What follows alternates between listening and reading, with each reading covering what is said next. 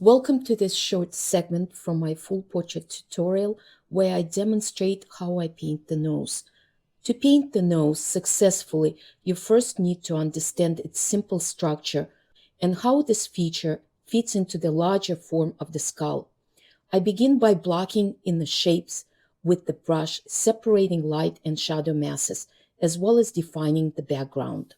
On this side of the nose, I'm going to come up with more light because that sits on the corner of the nasal bone, starts that movement forward, adding a little more color, sliding down the side plane. I want to create a darker value for my nose. The nose is a smaller shape and doesn't reflect as much light as bigger shapes of the cheekbones.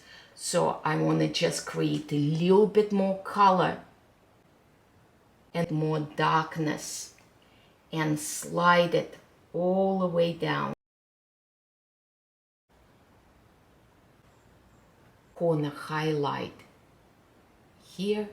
What happens here is very interesting. I'm gonna pick a little more red and put it on the corner of the frontal plane and the side plane. And on this side right here, the light will leak back into the side plane and dilute the shadow, making connection and passage here. If you look very close, you'll see a little open gate right here. And that happens because the light that comes to the bridge of the nose, right, it cannot hold still. Light always moves. So that light is just rolls out slightly and breaks through here.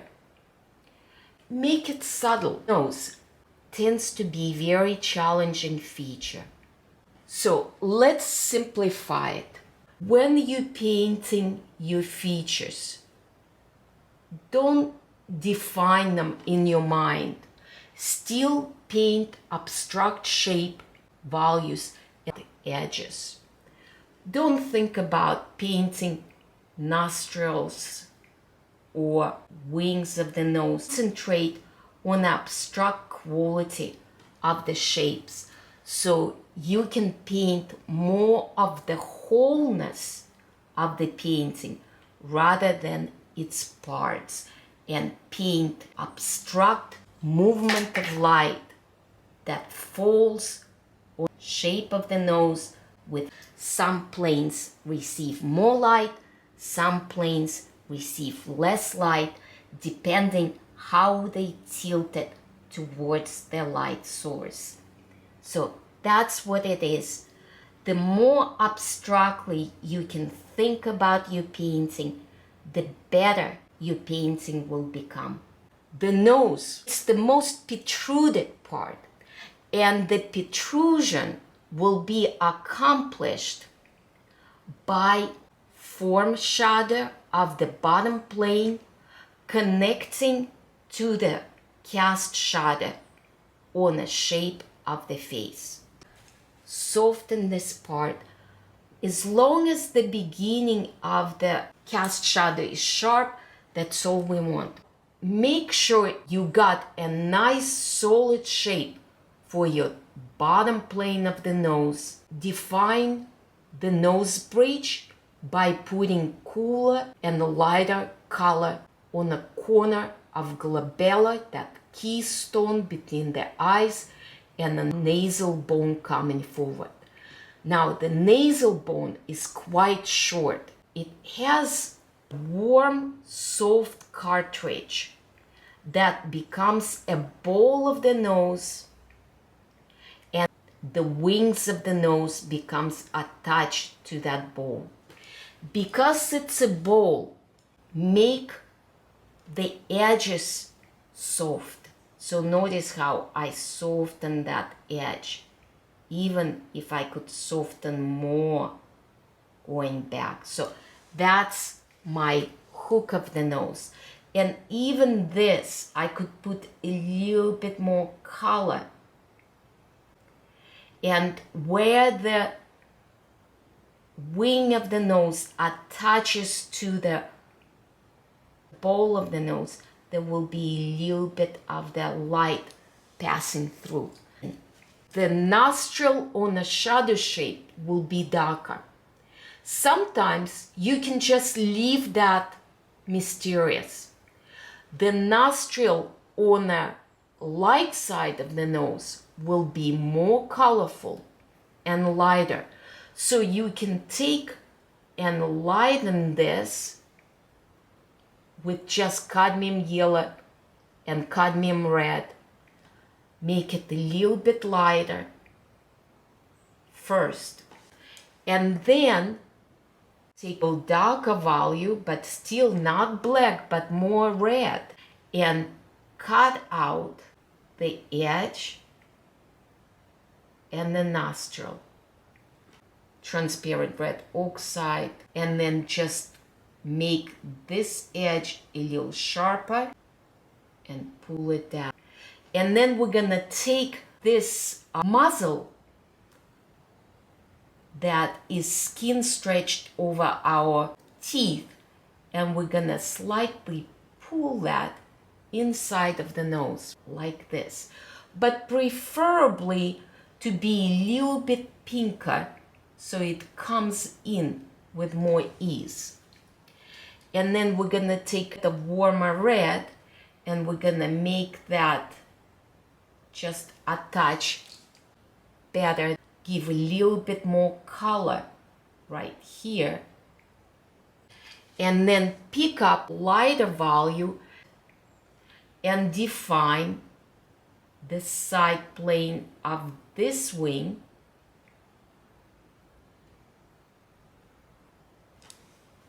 like that. And sometimes the value is exactly the same here and here, just the brushstroke is different. But the only separation is this warm end of the nostril, and then you can put more light behind the nostril in that triangle. Now I'm putting definitely too much light, it's too colorless, so I'm gonna add a little bit of yellow into it. Okay.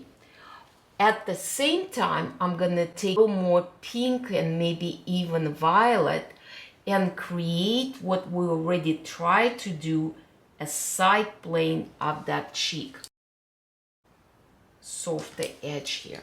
Let's go back and look at our edges and notice how those shapes are gonna separate.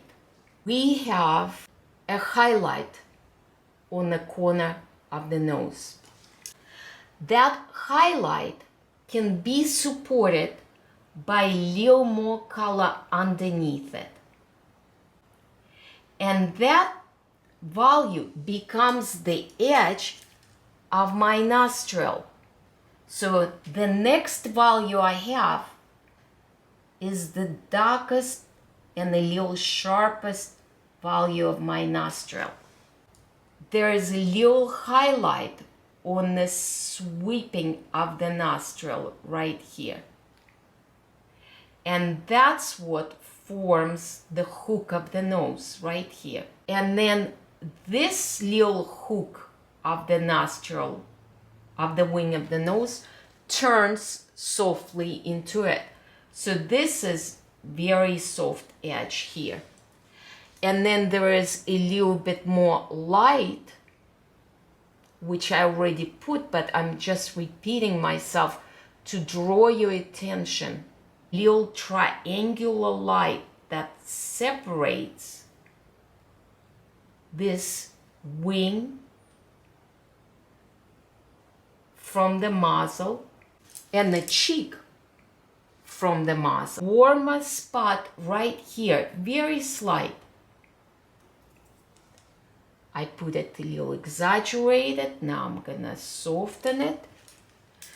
And then the lighter value for the wing of the nose, because this is a starting light edge for the wing, will create the wing of the nose. Soften this edge even though it's a bone. On some people, there is a little bit of separation of two shapes of cartridge because it's not actually one round ball but two shapes. Sometimes you see it and sometimes you don't. The hook of the nose has reflective light from the bottom, so we can get more red here and then a little bit more on this plane.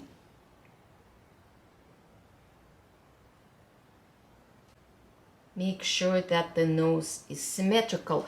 I will probably go in with my darker value transparent red oxide and just create indication of the nostril like that. And that should help me darken some of the nose here. We don't need it. Make it more mysterious, right? And remember what we did here. We took the muzzle piece and we painted